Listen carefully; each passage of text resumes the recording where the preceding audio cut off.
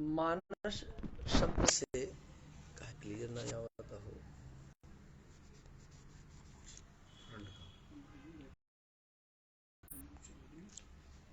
श्री सीताराम, जय श्री राम। मैं कह रहा था गोस्वामी जी ने मानस शब्द का प्रयोग कई बार किया है। रचि महेश निज मानस राखा, मानस पुण्य होय नहीं पापा। ऐसे बहुत सारे उदाहरण हैं।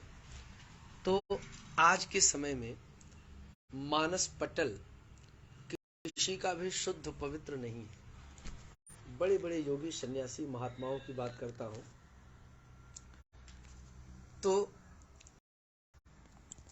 हाँ, अब क्लियर हो गया हो, कुछ लगा रहा तो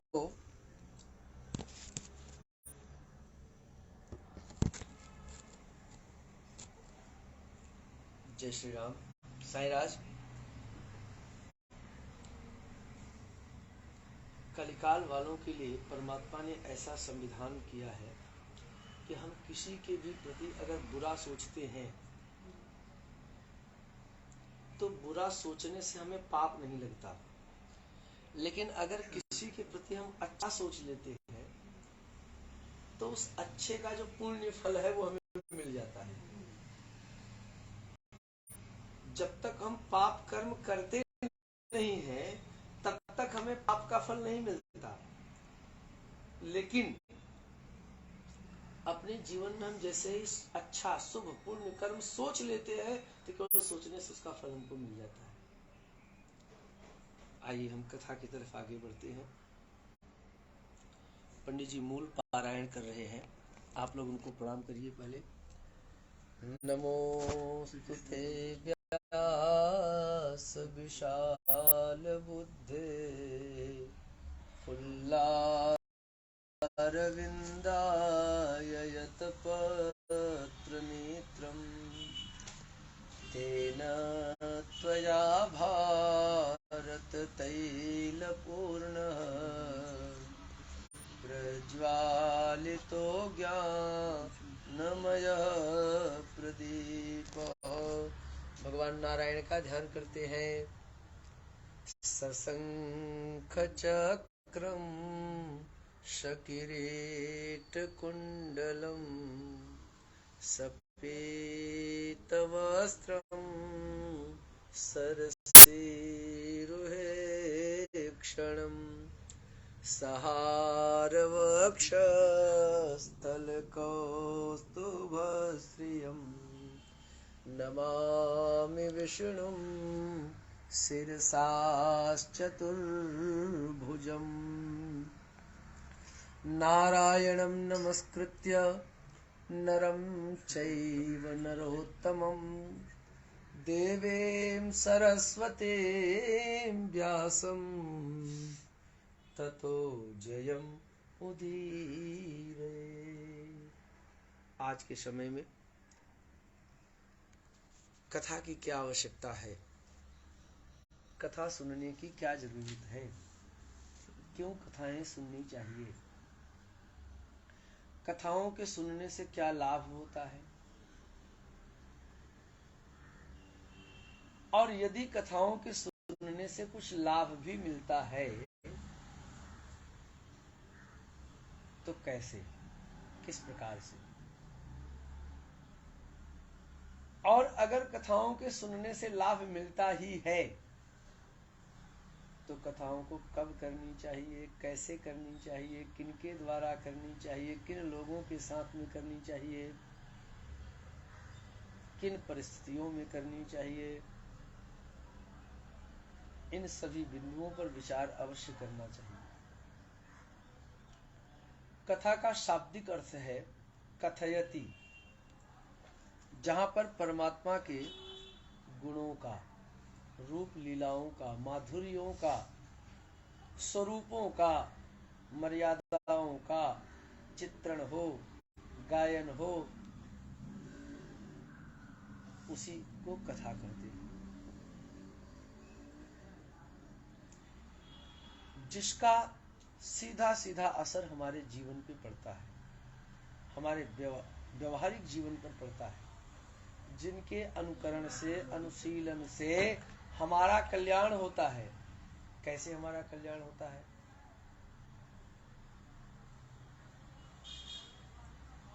कथाओं में हवा में लटकने वाली कोई भी बातें नहीं बताई जाती। इन कथाओं में जीवन जीने के सूत्र समाहित हैं। हमारी जीवन शैली कैसी होनी चाहिए, हमारा खान पान कैसा होना चाहिए, हमारा तौर तरीका कैसा होना चाहिए, कैसे उठना है, कैसे बैठना है, क्या बोलना है, क्या खाना है, क्या पहनना है, क्या उड़ना है, देश काल परिस्थिति वातावरण के अनुकूल अनुरूप कैसे रहना है,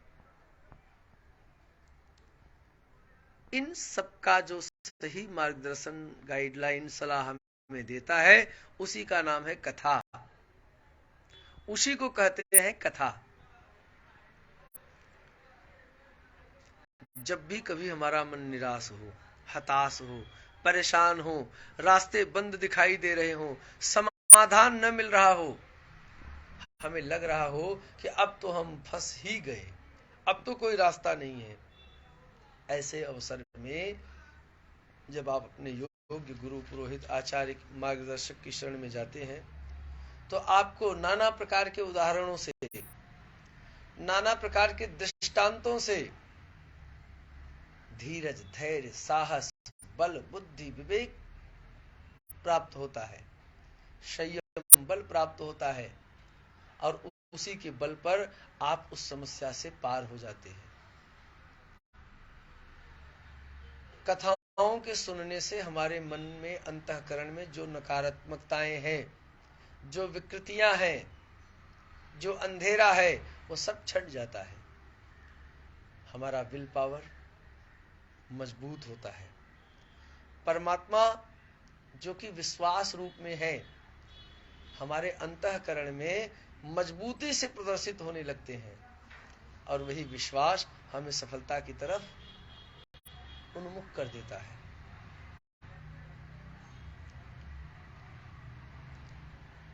कथाओं को कभी भी अकेले नहीं सुननी चाहिए। अपने सगे संबंधी, इष्ट मित्र, परिवारी, स्नेही जनों को साथ में लेकर, अधिक से अधिक लोगों को साथ में लेकर भगवान जी की कथा करनी चाहिए। लेकिन ध्यान रहे, कथा सुनने वाले व्यक्ति का मन भक्ति परायण होना चाहिए, सहिष्णु होना चाहिए, श्रद्धा भक्ति वाला होना चाहिए। नहीं तो ऐसे लोग भूख का बहाना करेंगे, दर्द का बहाना करेंगे, नाना प्रकार की विकृतियां उनको सताएंगी, और साईं राज की तरह कभी लेफ्ट देखेगा, कभी राइट देखेगा, कभी ऊपर, कभी नीचे। जब हमारा मन एकाग्रचित्त होता है, मन एक जगह पर, एक बिंदु पर लगा रहता है, तब हमें किसी भूख प्यास की चिंता नहीं होती। फिर हमें सिर्फ और सिर्फ अपना लक्ष्य ही दिखाई देता है। तो ये कथाएं हमें लक्ष्य से जोड़ती हैं, हमें भटकने से बचाती है, और हमें इस संसार में, भौतिक संसार के सुखों को तो देती ही है, इस संसार के बाद जो आध्यात्मिक जगत है, वहां भी हमें सुखी रखती है। भुक्ति और मुक्ति दोनों प्रदान करती है। इसलिए कथाएं जरूर सुननी चाहिए।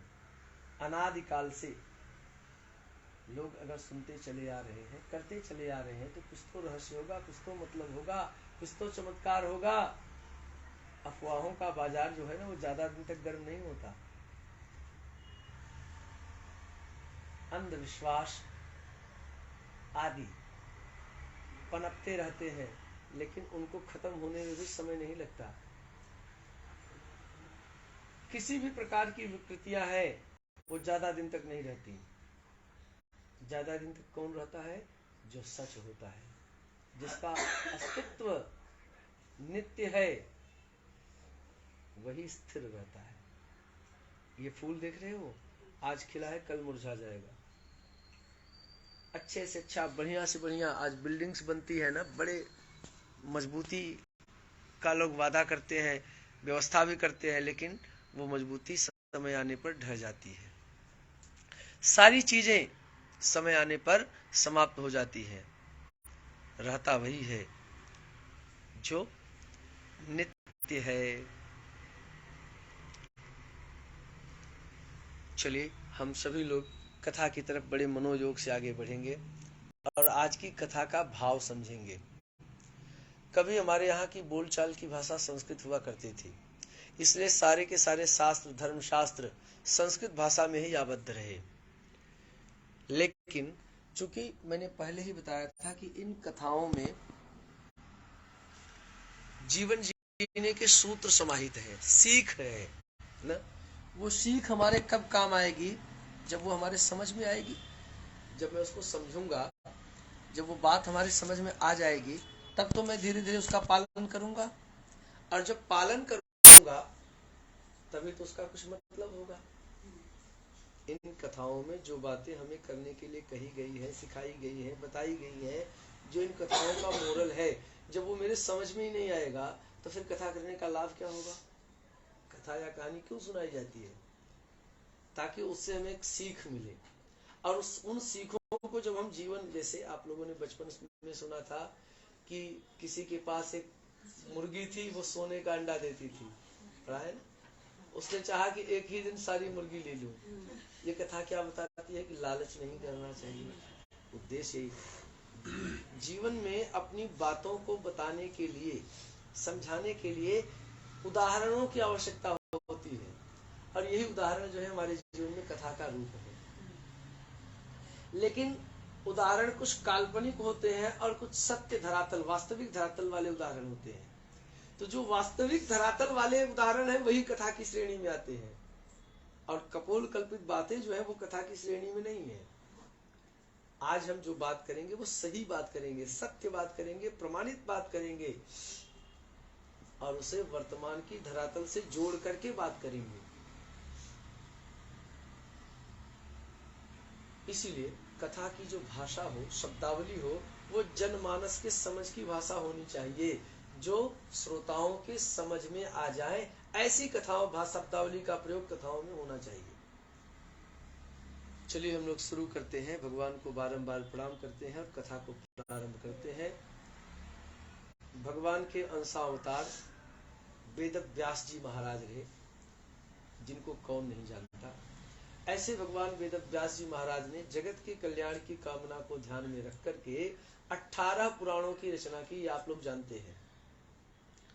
ऐसे 18 उप पुराण भी हैं, अप पुराण भी हैं। इन पुराणों 18 पुराणों के अलावा एक 19वां देवी भागवत महापुराण भी है, जिसके रचयिता व्यास जी ही है। उन्हीं 18 पुराणों में से एक पुराण है जिसका नाम है स्कंद पुराण। स्कंद पुराण, उसी स्कंद पुराण के रेवाखंड से ये ली गई कथा है, जिसका हम कहते हैं सत्यव्रत सत्यनारायण व्रत कथा। अब ये सत्यनारायण व्रत कथा हम क्या जानते मानते हैं कि पंडित जी को बुलाओ एक दिन घर पे, बड़े आदर से पंडित जी की सेवा करो, खूब खिलाओ पिलाओ बढ़िया से, और पंडित जी आएंगे तो केले के पत्ते को बांधेंगे चौकियों में, फूल सजा देंगे, फोटो को फूल चढ़वा देंगे, तुलसी चढ़ाएंगे, 5 बार गिनकर शंख बजाएंगे, अब हवन कराएंगे, छुट्टी प्रसाद दे, आधे घंटे 1 घंटे में कथा हो गई। बोल सत्यनारायण भगवान की जय। कथा हो गई, पंडित जी की भी छुट्टी, जजमान की भी छुट्टी, कथा हो गई। बोल सत्यनारायण भगवान की जय। सत्यनारायण भगवान की कथा का यह मतलब बिल्कुल भी नहीं है। पंडित जी को बुलाने का अर्थ क्या है? पंडित जी को रोज तो कोई बुला नहीं सकता, और न पंडित जी इतने खाली हैं कि रोज आपके घर आएंगे। और भी लोग हैं, और भी संसार है। ब्राह्मणों का कर्तव्य है समाज से बुराइयों को हटाना, भगाना, शांति, समरसता, त्याग, समर्पण के बल पर लोगों को जागृत करना, प्रेरित करना, समाजोत्थान से जोड़ना। संसार में अगर कोई कुरीतियां हैं, कोई बुराइयां हैं, कोई विडंबनाएं हैं, तो उसका घोर विरोध करके उसके प्रति लोगों को जागृत करना, प्रेरित करना, लोगों को जगाना। लोगों को जगाने वाला काम ब्राह्मणों को दिया गया था। ब्राह्मे मुहूर्ते बुद्धि धर्मार्थो चानुचिंतयेत् कायः क्लेशांश तन्मूलान् वेद तत्त्वार्थ चिंतयेत् एकाकी चिंतये नित्यं विविक्ते हितमात्मनः एकाकी चिंतयानो हि परम श्रेयोधिगच्छति। अगर आप अपना परम कल्याण चाहते हैं तो आपको अकेले जगना होगा। समय पर जागने का मतलब, जागने का मतलब सोकर उठना नहीं है। जागने का अर्थ निद्रा का त्याग नहीं है। वास्तविक जीवन में जो हम आंखें बंद किए हैं। अच्छा एक चीज बताओ, इस संसार में अपने कल्याण का पता किसको नहीं है? कौन नहीं जानता कि मैं इस रास्ते पर चलूं तो मेरा हित होगा, इस रास्ते पर चलूंगा तो हित होगा। जान जान ही नर करहि निठाई। जो गलतियां हम जानकर करते हैं ना, तो मानो उसी समय आप सो रहे हो, आंखें बंद कर लिए हो। यस्याम जागृति यस्याम जागृति संयमी, यस्याम, वो लाइन याद नहीं आ रही है, सा निशा पश्यतो मुने। जिसको संसार जब सोता है, संसारी जन, विषयी जन जहां आंखें बंद करके सोते हैं, तो ज्ञानी जन वहां पर जागते हैं, आंखें खोलकर वहां जागते हैं। और जब संसार वाले जहां जागते हैं, तो संसारी जन वहां आंखें बंद करके सो जाते हैं। सा निशा पश्यतो मुने। हम जागते कहाँ हैं? विषयों में हम जागते हैं, वासनाओं में हम जागते हैं। जागने का अर्थ है जो हमारी रुचि है, अभिरुचि है, जिसको हम देखते हैं, जो हम करना चाहते हैं। जो हम नहीं करना चाहते, विषयों से दूर रहना, विकारों से दूर रहना। कौन नहीं जानता कि तंबाकू खाने से कैंसर होगा? बड़े बड़े मोटे मोटे अक्षर में लिखा रहता है तंबाकू खाने से कैंसर होगा। खूब जान के बढ़िया 00 तुलसी 00 बढ़िया दवाई खाते हैं, और लोगों से कहते हैं कि हम तो रजनीगंधा खाई थे। हमारा ब्रांड, अपना ब्रांड बताते हैं, बढ़िया ब्रांड बताते हैं कि मेरा ब्रांड है तुलसी 00 रजनीगंधा। अरे राम राम राम ना, ये आजकल तो जिंदगी ये संसार है भैया, यही संसार है। जाग जाइए, जगाने का काम कथा करता है। महाराज का पारायण हो गया, हमारे भूमिका नहीं बनी, प्रस्तावना नहीं तैयार नहीं। चलिए आगे बढ़ते हैं। ब्राह्मण एक ही दिन आपके घर आएगा और आपको जगा कर जाएगा। फिर सारी उम्र आपको जागते रहना है। सत्यनारायण भगवान की कथा का यही संदेश है कि आपको आजीवन जागते रहना है, कभी भी आंखें बंद करके सोना नहीं है। सत्य के प्रति सजग हो जाइए। यह सत्य व्रत है, सत्य व्रत का संकल्प है, आजीवन सत्य व्रत का संकल्प है। चोरी, व्यभिचार, अनाचार, दुराचार आदि जो विकार हैं, इनसे हमें दूर रहना है। लोभ, मोह, क्रोध आदि जो विकार है, इनसे हमको एकदम से तो कोई बच नहीं सकता। बड़ा कठिन है, बहुत कठिन है, बहुत कठिन है। अभ्यासेन तु कौन्तेय वैराग्येण च गृह्यते। जीवन में जब कठिन अभ्यास होगा, वैराग्य जागृत होगा, जीवंत होगा, तो ही इनसे व्यक्ति बच सकता है, मुक्त तो नहीं हो सकता। तभी जाकर के यह कार्य संभव होगा। संसार में हर जगह की नियमावलियां बनी है। कहीं कहीं सच भी झूठ कहा गया है, पाप कहा गया है। हर जगह की एक नियमावली है, उन नियमावलियों के आधार पर आप आगे बढ़िए। एक संविधान निश्चित है, उसी संविधान के दायरे में रहिए। और समाज कल्याण, राष्ट्रहित सर्वोपरि होना चाहिए। राष्ट्रहित को हमेशा सर्वोपरि मान करके आगे बढ़ना चाहिए। इस प्रकार से जब हम आगे बढ़ेंगे, आप जानते हैं परमात्मा ने आपको असीमित शक्ति भंडार बनाकर भेजा है। आप कोई साधारण व्यक्ति नहीं है, हम कोई साधारण व्यक्ति नहीं है। अपनी शक्तियों को समझना होगा, परखना होगा, जानना होगा। और इसको जो जगाता है वही है ये कथा। अब मैं आपको कथा की तरफ ले चलता हूँ। कथा कुछ ऐसी है कि एक बार धरती पर नारद जी का आगमन होता है। उसके पहले भी एक कथा है। नैमिषारण्य नाम का एक पवित्र तीर्थ क्षेत्र है। नैमिषारण्य पड़ता है हमारे लखनऊ से जब चलेंगे सीतापुर में, गोंडा बहराइच क्षेत्र में, वही नैमिषारण्य तीर्थ क्षेत्र है। निमिष शब्द, निमिष कहते हैं पलक। कुछ कथाएं ऐसी मिलती है कि महाराज निमिष के द्वारा उस क्षेत्र में तपस्या आदि की गई थी, इसलिए उसका नाम नैमिषारण्य पड़ा। कुछ संतों का कहना है कि मन जहां रम जाए वही नैमिषारण्य है। आपका, हमारा, हम सबका मन जहां भगवान में लग जाए वही नैमिषारण्य है। नैमिषारण्य में किया गया थोड़ा सा भी जब तक पुण्य बड़ा ही पुण्यशाली माना गया है। उस नैमिषारण्य तीर्थ क्षेत्र में व्यास जी की गद्दी लगाकर सूत जी महाराज रोज कथा करते थे। 88,000 शौनक आदि ऋषि रोज आकर कथा सुनते थे। उन ऋषियों ने सूत जी महाराज से प्रश्न किया कि महाराज, यह संसार तो छलावा है, यह संसार तो दुख का घर है। काजल की कोठरी कैसे हूं सयानो जाए, एक लीक काजल की लगी है, पै लागी है लागी है लागी। जब यह दुख का घर ही है तो कोई व्यक्ति कितना ही सयाना क्यों न बने। दुख हर किसी के पास है, चाहे वो अंबानी हो, चाहे टाटा हो, चाहे बिरला हो, चाहे बड़े बड़े लोग हो। अडानी, हाँ अडानी आजकल सबके नाम पर है। सबसे ज्यादा अडानी का नाम लोग ले रहे हैं। जय हो प्रभु। हर परिश्रम से आगे बढ़ने वाले व्यक्ति को देख करके जो आलसी चोर लोग हैं साईराज, वो दुखी होते ही हैं। आज का जो संसार है ना, ये संसार अपने दुख से कम दुखी है, दूसरे के सुख से ज्यादा दुखी है। आज जीडीपी 32वें नंबर से चौथे 5वें नंबर पे आ गई भारत की, लेकिन चोर जो है ना वो गाली ही दे रहे हैं मोदी को, देते रहेंगे। आज ये रोने वाला काम केवल चोर कर रहे हैं, बस ये सिर्फ चोरों का काम है। मुझे तो कोई तकलीफ नहीं है भाई, और किसी को कोई तकलीफ नहीं होनी चाहिए।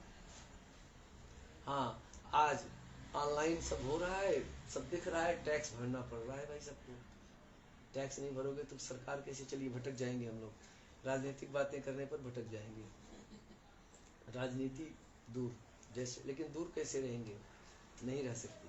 अगर यहाँ रहना है तो राजनीति को भी समझना होगा। राजनीति सत्ता के लिए नहीं, कल्याण के लिए राजनीति पे ध्यान देना होगा। जानते हैं राजनीति क्या है? हम जहाँ रहते हैं महाराष्ट्र में, आज 3 चोर,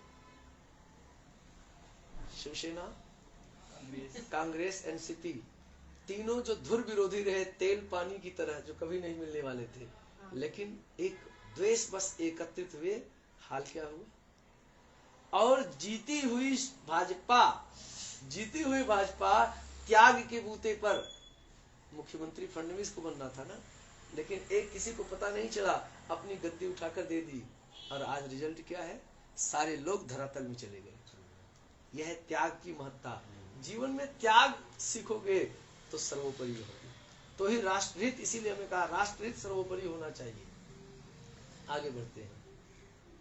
88,000 ऋषि सूत जी महाराज के सामने गए और कहा, महाराज जी, साधन धाम मोक्ष कर द्वारा, पाय निजी परलोक संवारा। यह शरीर हमें इसलिए मिला है, मानस को यह शरीर इसलिए मिला है, हर किसी को यह शरीर इसलिए मिला है कि इस शरीर के द्वारा वह परमात्मा का भजन करे, चिंतन करे, कोई ऐसा मनोयोग करे जिससे वो परमात्मा को प्राप्त करे।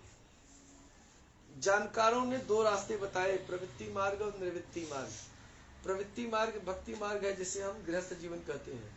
विवाह करना, संतानोत्पत्ति करना, पुरुषार्थ से सबकी सेवा करना, रक्षा करना, और अंत में भगवान का गुणगान करते हुए भगवान के पास चले जाना। यह प्रवृत्ति मार्ग है। निवृत्ति मार्ग है, यह त्याग मार्ग है, ज्ञान मार्ग है, जहां पर घर परिवार संसार समाज से दूर व्रत पूर्वक आचरण करते हुए, तपस्या करते हुए, एक परमात्मा का ध्यान करते हुए परमात्मा में तल्लीन होना और परमात्मा को प्राप्त करना, ये दो रास्ते हैं जिसे संन्यास मार्ग भी कहते हैं।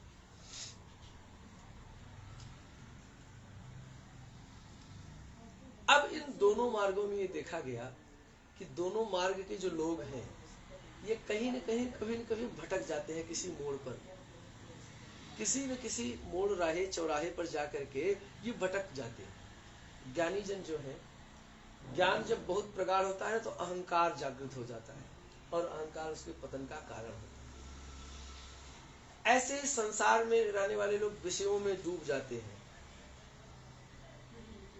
इंद्रिय सुख में लग जाते हैं और इस शरीर का अपने आप का अधोपतन कर लेते हैं।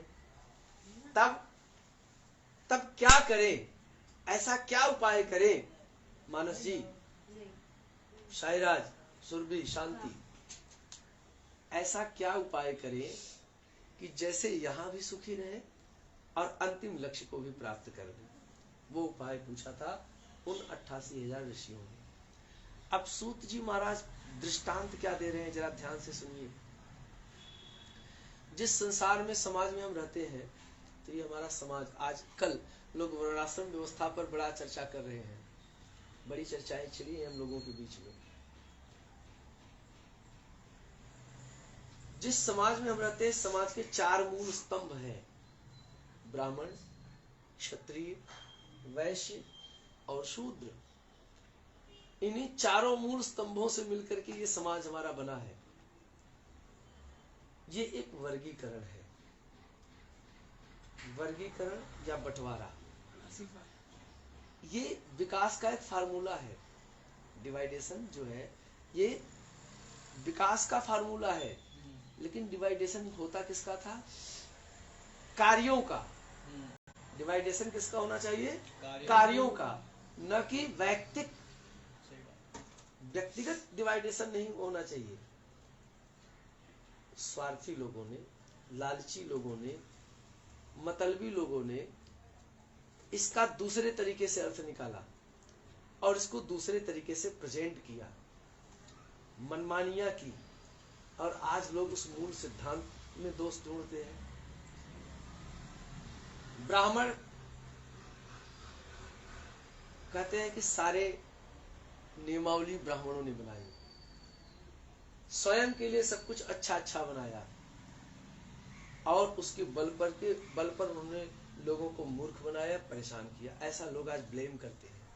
उन मूर्खों को ये जान समझ लेना चाहिए, सही बात है, सारे नियमावलियां ब्राह्मणों ने बनाई, ये सही है। सारे समाज को दिशा निर्देश तब भी ब्राह्मणों ने किया था और आज भी ब्राह्मण ही कर रहे हैं, ये भी सही है।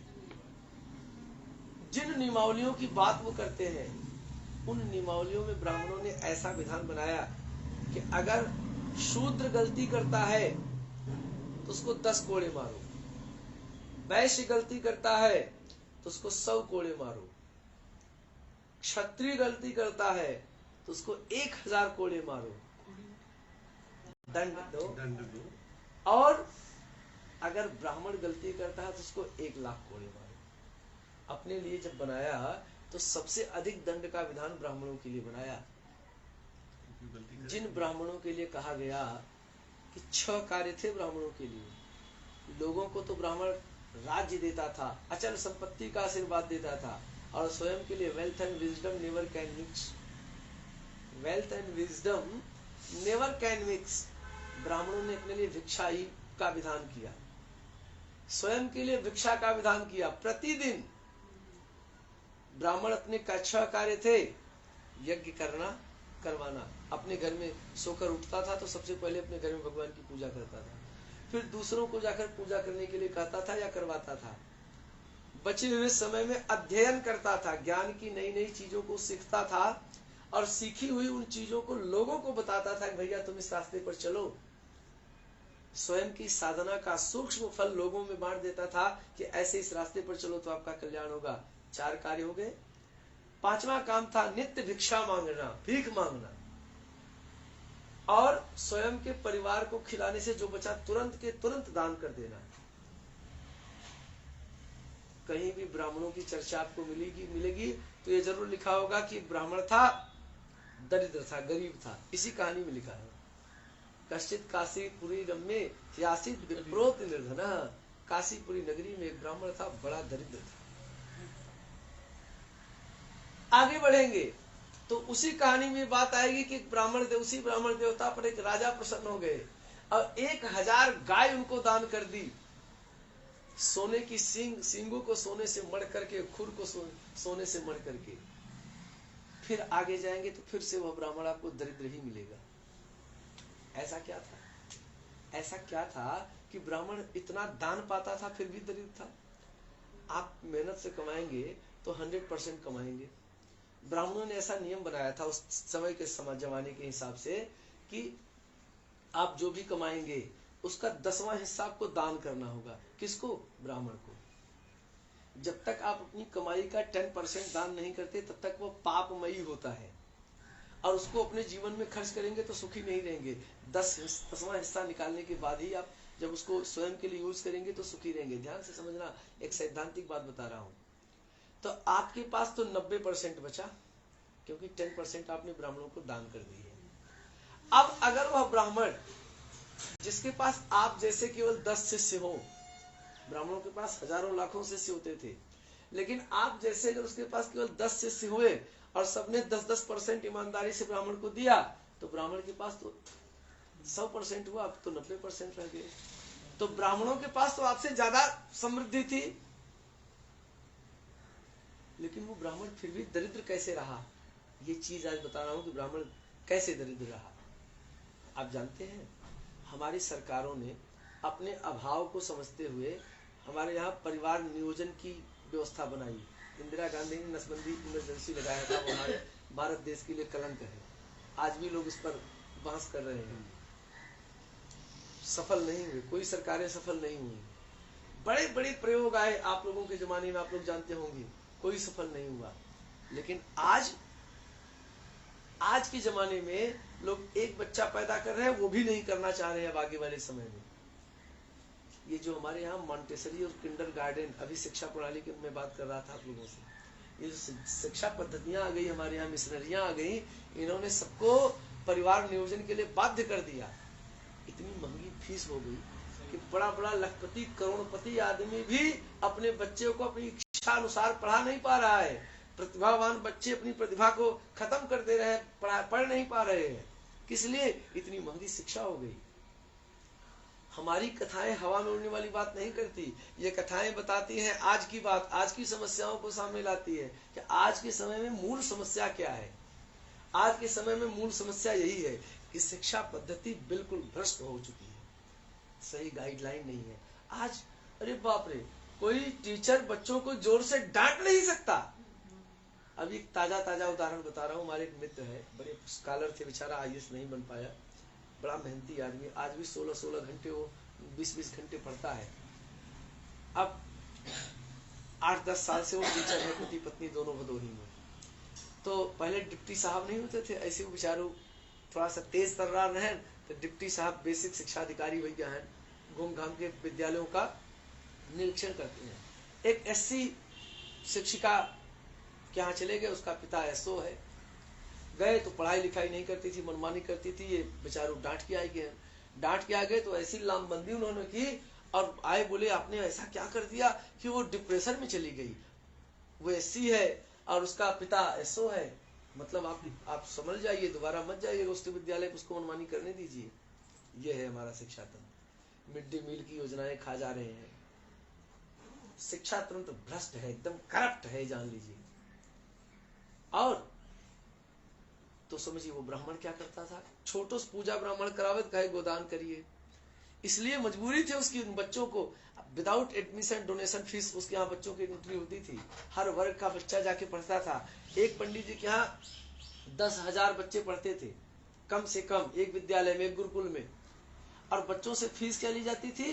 जब 14 वर्ष में 5-6 साल की लड़कियां बाद माई बाबू लिया पंडित जी का हाथ पकड़ा देते रहे, पंडित जी फीस, एंट्री फीस का रही, ब्राह्मण क्षत्रिय है तो जनेऊ करवा दो, अब इतर बच्चा है तो उसको ऐसे माला साला बना के रख लेते थे। और बच्चा जो अपने पिता के घर से ब्राह्मण क्षत्रिय बन के नहीं निकलता था, पंडित जी के घर से पढ़ करके वो ब्राह्मण क्षत्रिय वैश्य बन के निकलता था। और जब ट्रेंड होता था तो गुरु दक्षिणा मांगते थे, जाओ फला पेड़ का पत्ता तोड़ लाओ, फला निशाना मार लाओ, और फला ज्ञान विज्ञान की बात तो कुछ लेता नहीं था वो ब्राह्मण अपने लिए। जो त्याग से समाज को बनाया, परिश्रम से समाज को बनाया, स्वयं के जीवन को समाज के प्रति समर्पित कर दिया, उसका नाम है ब्राह्मण। क्षत्रिय, हमारे समाज की रक्षा के लिए क्षत्रियों ने जो त्याग किया है कोई कर नहीं सकता। बरिस 18 क्षत्रिय जी आगे जीवन के धिक्कार, ये सब कहानियां थी, हमारे यहाँ जनश्रुतियां थी। कम उम्र में क्षत्रिय स्वर्ग लोग सिधार जाते थे और उनकी पत्नियां जौहर व्रत करती थी, बड़ा बड़ा भट्ठा लगाए कि उनको जाते रहे, मर जाते रहे, ताकि समाज में कोई दोष कलंक न जागृत हो। कोई समाज में संकट आया तो सबसे पहले अपना शीश क्षत्रिय कटवाते थे। ये था त्याग समाज के लिए, छत्र की तरह पूरे समाज की जो रक्षा करता था। वैश्य बेचारा, वैश्य भाई, एक जने पंडित जी मंत्र पढ़ी, दिशा बताई, एक जने तलवारें उठा रहे थे, खाबा का, पहनबा का, ओढ़बा का, तो समाज की आवश्यकताओं की जो आपूर्ति करता था कृषि, पशुपालन, व्यापार आदि के द्वारा, और उसमें निरंतरता बनी रहे, इसके लिए वो विनिमय प्रणाली को साथ में लेकर चलता था, वो वैश्य कहलाया। शूद्र कौन था? जो सबकी सेवा में संलिप्त था। अथवा कुछ ऐसे भी लोग थे उसमें, लोग कहते हैं कि ढोल गवार शूद्र पशुमारी सकल ताड़ना के अधिकारी, इसी पे आजकल लोग बड़ा विवाद कर रहे हैं।